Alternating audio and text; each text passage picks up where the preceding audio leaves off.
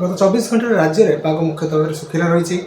केतक स्थान में दिन तापमात्रा 35 डिग्री कि अधिक रेकर्ड कर सर्वोच्च दिन तापमात्रा भवानीपाटना 35.4 डिग्री सेल्सियस रेकर्ड कर पुरी में आम 24.8 डिग्री सेल्सियस रात्रि तापमात्रा रेकर्ड कर उपकूल ओडिशा रे राज्य मध्य को प्रवेश करुवा उष्म जलीय बाष्पूर्ण वायु प्रभाव में प्राय अंचल स्वाभाविक तुलन में 2 ରୁ 4 डिग्री जाए रात्रि तापमात्रा अधिक रोचे। दिन तापमात्रा आम केतक स्थान 34 डिग्री रही। भुवनेश्वर गतकाली 34.6 डिग्री सेल्सियस दिन तापमात्रा रेकर्ड कर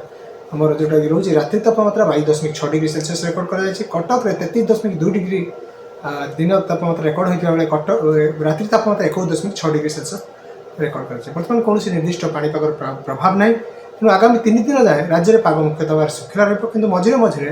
आकाश में मेघुआ पाग रही संभावना रही कारण गोटे गुरुचाप बड़ ओडिशा उपकूलस्थ बंगोपसागर अंचल सक्रिय रही जहाँ प्रभाव में जलीय बाष्पूर्ण वायु राज्य मध्य को क्रमागत भाव प्रवेश कर प्रभाव में आगामी 24 घंटा उपकूल ओडिशार किसी जिले में घन कुहुड़ी रही संभावना रही जो कि दृश्यमानता 200 ରୁ 50 मीटर सीमित रध्यरात्रि सकाल समय ता सहित आमर जोटा रोचे डे 4, 5, 6 और 7 ये 4 दिन रोचे से आमर हालुका मध्यम धरण वर्षा पूर्वानुमान जारी कर